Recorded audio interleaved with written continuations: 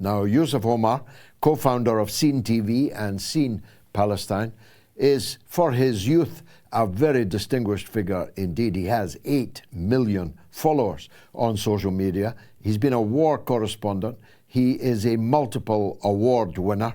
It's just that I haven't met him yet, and I'm privileged to do so right now. Yousef, you're down under, so you've gotten up very early to be with us, though you look fabulous, I must say, for this time of the morning. Thanks for joining us. Tell us a bit more, well, before we start, about Seen TV and Seen Palestine. Appreciate the introduction, mate. And I just want to say, I mean, you've been such a great inspiration to so many young storytellers for many years. I actually came, as you mentioned in the introduction, from a very traditional media background. I was at CNN International. I was a war correspondent in Syria, Congo, Sudan, Egypt, all over the world. And we basically realized that the media lacked so much diversity that they were just incapable of telling stories that were truly accurate and represented our global and interconnected world. My co-founder and I quit our jobs. We traveled around the world. We trained up 20,000 people in 140 countries how to tell stories with their mobile phones. We started to develop little apps that guide you through the storytelling process, like a AI journalist that helps you self-interview. And today we're able to curate these incredible stories into a series of different social media shows, documentaries, television products. But think about it like a decentralized network of mojos, mobile journalists all over the world, with a team of 40 professional journalists full-time who are editing, verifying, fact-checking, and putting these stories out to the world.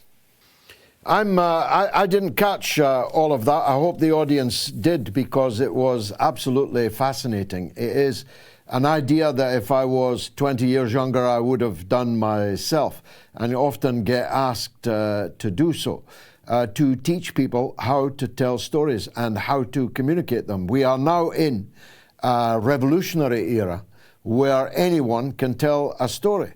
When I began in politics, you had to have the favor, or at least not the animosity, of the tiny handful of people who controlled the means of disseminating stories. But so many people are not really able to grasp the full possibilities of that revolutionary period that we are now in. So full marks to you for doing that. We were listening, don't ask why, to a guy called Andrew Marr on a local London radio station called LBC earlier before the show. We were trapped, we couldn't get out of it. And I remarked to my colleague that this is literally wall-to-wall propaganda. Every minute and every word of this broadcast has been anything but journalism. Anything but what we once knew as broadcast journalism. It was absolutely blatant, brazen propaganda, and the audience desert such things in their numbers. They walk away from it, as all of their numbers show. There are far more people watching you and I right now than were listening to Andrew Marr on LBC, and by the end of the week, it'll be millions more. And it wasn't always thus, Yousef. I was recalling 20 years ago, in the run-up to the Iraq War, I was on national television virtually every day. News night, question time, 6 o'clock news, 10 o'clock news, sometimes 3 in one evening.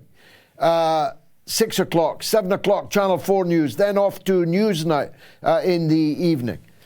In those 20 years, no pretense is now made that the public deserve a proper debate, a balanced set of speakers and narratives so that they can make up their mind. Where did it all go wrong? At its core, I think sometimes people believe that media organizations are fed a narrative. And sometimes that is the case, right? There's a top-down story that's dictated. But what's even more worrying to me, George, is in the newsrooms that I've worked in, the journalists, who by their very nature are inherently pretty critical individuals, right? They try to lean on the side of accuracy and fact-checking. they actually believe the things that they propagate. And that, for me, is the really terrifying part. And the question is, well, why do they believe that? And if I look back at my time, for example, at CNN International, I was at the London office in 2016. There were 200 editorial staff. I was the only one that I know of that identified as Muslim. Can you imagine in a city like London to have one person who identifies as Muslim, yet the Middle East might make up 20 to 30% of your overall news broadcast? So much so that they would come to me and say, hey, Yousef, what do you think your opinion is on this story or that story? I'm like, I don't know. Go and ask an expert in the matter. So I think this critical lack of diversity in their news organizations means that they have such a skewed representation of reality. And this manifested in so many drastic ways in 2016 alone, right? We had the Trump election, which no traditional media anticipated, right? The average journalist was significantly more wealthy, educated, and left-leaning the average American in the US. Same thing in the UK. No, for the most part, most of the traditional media didn't think Brexit was going to happen. They were speaking to London, and they were speaking to a very small base of people, and they weren't speaking to the broader population. And all the while, user-generated content, people with mobile phones, was taking off in a really significant way. But traditional media saw this as a threat because, to your point, for the longest of time, they had been the sole arbiters of truth. They'd held on to this monopoly in the ability to tell stories. And now that monopoly was being questioned. I mean, it was so bad. We once gave a speech, this was back in 2016, at a conference, and I spoke about this idea. I said, citizens can tell their own stories and journalists can fact check and verify it. And Nick Robinson, the political editor at the BBC at the time, he got up on stage in front of everybody. I was giving a speech and he said, what you're doing isn't journalism. What you're doing isn't news. I would rather die than do what you do, but it isn't journalism. Journalism is finding things out. And how badly have those comments aged? I mean, jump forward to today, George, and I would argue that the biggest stories of our time are brought to you by people on the ground with mobile devices. And that trajectory is only going to continue. Well, it's funny, I mentioned apropos nothing Andrew Marr earlier, but when he said what you just said, and which I believe actually, I agree with you, it's worse than that they're doing what they're ordered to do. It's that they really actually believe it. As Chomsky said to Andrew Marr, I believe that you believe it, but if you didn't believe it, you would not be sitting in this chair. And of course, subliminally at the back of their mind, all these journalists know that if they were to buck the prevailing orthodoxy in any serious way, they would no longer be sitting in those chairs. So they do believe it. But they also know that if they didn't believe it, they would not be there. But we have reached rock bottom, as you can see in the stats, for example, of under 30-year-olds who watch television news is now fewer than watch SpongeBob SquarePants. The number of people who get their news from a whole portfolio of different podcasts and alternative shows like this one, like yours, is ballooning. I mean, our first episode of MOATS was seen by several 100,000 people. And this is not even the 500th, and yet this will be seen by more than 4 million people. I passed a message to my old colleagues at a local radio station. I'll not name it. When they asked me how it was going, I said, well, how about if I told you that my audience is 800 times bigger than it was when I worked with you? So the question then is, we're teaching all these people, we're, kind of you to say, inspiring all these people to do it for themselves. They are getting an audience. The legacy media, therefore, is a dead duck. I mean, the newspapers now are hardly worth printing, but soon LBC and television stations, other than the BBC, that are state-funded, it won't be worth their while turning up, will it? It's fantastic. It is fantastic. Their days are numbered. The writing is on the wall, and they can see it coming. I mean, take the BBC, for example. For the longest of time, they have maintained somewhat of a reputation of being a reputable news source. Jump forward to October 7th and soon after, where they call pro-Palestinian protesters on the streets of London pro-Hamas protesters. And people think that this is a slip of the tongue or it happens by accident. You know as well as I do, having worked in and with these organizations, every word is so calculated. It's carefully drafted. There is no errors when making such drastic statements. I think that they've represented the hypocrisy and the biases that they've always had, but it's just more obvious than ever before. And they're suffering because of it. Audiences are running away and they're running to new platforms. The challenge becomes when their revenue streams and their business models that otherwise would be terribly unsustainable are being artificially propped up. So, for example, I live here in Australia. I'm joining you from Australia today.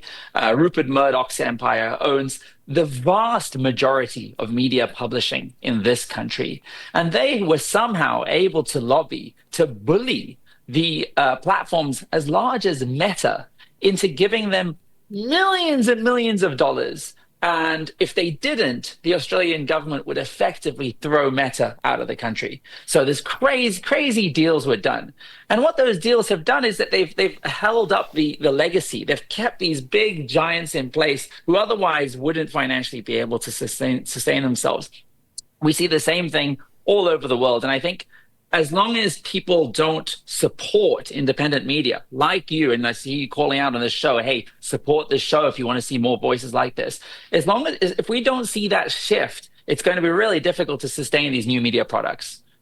Yeah, let's talk about Palestine then, Yousef, because there is no issue where the vast gulf between what the viewers of alternative media outlets are seeing and what the general public that are still watching the fading, but nonetheless still extant mainstream media. There is no issue where it is more black and white. So, for example, I talked earlier about a baby with no head being held aloft from the Jabalia camp today, a camp I know well, being held aloft by a family member.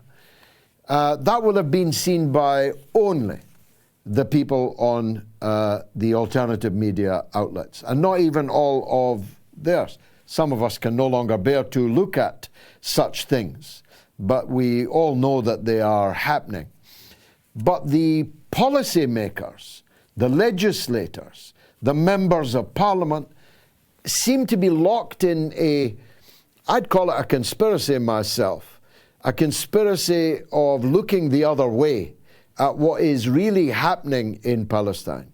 And I personally have no explanation for it. I don't know why all these clever people that you say exist in newsrooms, and I agree with you, they're all university educated people. They must know that we are all watching a completely different picture. Why are they, together with the legislators, the political class, the political media class, why are they so locked in an alternative universe? And how long do they think they can sustain that? Yeah, I mean, there's so much happening here. On one side, you're incredibly frustrated. You're like, how the hell can you not see the same stuff that I'm seeing online? On the other side, we're in completely separate social media echo chambers. We're seeing a feed of babies being pulled from the rubble, beheaded. They're seeing often propaganda. They're in two different worlds. I think this goes back so far, as you know, George. I mean, this goes back to 50 years of dehumanization and demonization of the Arab population, where we view them through the perspective of security and counterterrorism, right? And within that, you're believing this Israeli line of, well, we're just going for Hamas, and they happen to be hiding behind these babies. So I think they're trapped in this worldview, but they're so disconnected, not just from the realities on the ground and what we're seeing demonstrates to us from citizens, but they're also disconnected with the public sentiment shift that is happening at a scale like we've never seen before. I mean, the latest Gallup studies came out from the US to show, by and large, Gen Z and American youth are more sympathetic to the Palestinian liberation struggle than they are to Israel. This is a major shift. Israel are in significant trouble. The entire narrative has been unbuckled, and it's a really, really, really difficult one to defend. So what they find themselves in a position is that they can't really defend the occupation. They can't really defend apartheid. So now they've got no choice but to try and shut down the other story, shut down alternative media, shut down citizen stories. And you're seeing that with the Mahmoud Khalils of the world being arrested, but you're also seeing that with social media platforms starting to shadow ban and censor a lot of the content. We've experienced it. I'm sure you've experienced it on some of the stories that you've published. There's been verified reports from within Meta of this happening. So it seems to me like, yes, I don't know why these journalists are somewhat aware but not actioning. Maybe there's a disconnect where they don't quite realize that our view is not the minority, it's actually the majority. Remember, I think often people mistake the pro-Palestinian position as being like this fringe movement, and they forget that the majority of the world population are on this side of history. So they are, of course, I mean, we're in a bit of a golden age at the moment, but before we were not, and later we may not be. Where we've been set free. I mean, our views on Facebook, for example, were as low as 3,000 to 4,000, and now they are 100,000 or 200,000.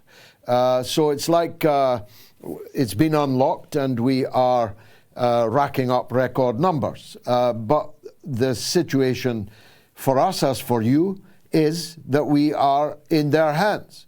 If they decided they didn't like our interview this evening, they could simply take it down, and it would be as if it never happened. At least for a time, we'd find ways, of course, but they're not doing that for a variety of reasons. Not because they love freedom, probably they love the numbers, and there's a commercial logic, but also they thought that the Trump era would be less forgiving of media censorship and so on. How wrong they've proved to be on that. But what can we do about the fact that they still control? I mean, in the past they controlled all the papers and the TV stations. Now they still control the platforms on which we must stand if we're to be seen and heard. We are being held hostage by algorithms that we have no control over. And we are a victim of our inability to own distribution or the pipes or channels that access audiences. While we acknowledged earlier that you no longer need that big satellite truck and all that infrastructure to be able to share your story, you still do need these social media platforms. I've got three things to say to that, George. The first thing I'd say is decentralization. Yes, it is easy to close down the mother of all talk shows as a singular channel, or seeing TV as a singular channel. It is much, much more difficult to close down thousands, hundreds of thousands of people all putting out the same messages at the same time. So we need to create vehicles that effectively decentralize our narratives, so that lots of people are able to put them out on their personal social media accounts. What does that mean? That means if one of your audience are watching this show right now, other than financially supporting or subscribing, what you can do is you could be downloading it and cutting little clips and uploading that onto your own socials, getting it out into the world in as many different directions as possible. It's hard to shut down lots of people at the same time. The second thing I'd say is we've got to start creating direct connections with audiences. So if we're able to connect with somebody via email, via WhatsApp, via a phone number, that's a far more meaningful connection. We then don't rely on an algorithm that might change our relationship. That might mean that you don't see me tomorrow. So having direct relationships with large audiences is becoming very, very important. And I think the third and most important thing is we need to start building our own distribution platforms. Like if you look at the collective capital that is available, it is immense. It is significant. If we're tired of being bullied by these tech giants, then let's build our own equivalents. But that involves unity. That involves coming together cohesively around a common strategy. But that really is the only long-term play here. And there is a unique window in which to do this, George. If you look at the internet, Web 1 was monopolized. Web 2 was monopolized. When I say Web 1, I mean the AOLs and the forums of the world. When I say Web 2, I mean Meta and these kinds of platforms. Web 3 is emerging. And many people talk about it in many different ways. I talk about it through the perspective of a fundamental shift where we're actually moving from mobile devices to wearable technology. I've been wearing cameras and computers on my face for about 10 years now. And some of them look as small as the glasses that you're wearing, but I overlay my experience of the internet onto my world. Long story short, George, that's a disruptive shift in technology. And with that shift, there are going to be new players that are going to emerge. They're going to own distribution in that space. If we acknowledge that we missed distribution of the television owned by old white men in towers in New York and London, and if we missed distribution of mobiles and laptops owned by Zuckerberg and the like in San Francisco, there is still the opportunity to own the future of media distribution in Web 3. And I think we should start having those conversations about how we can build the muscles and the experience in order to build those platforms.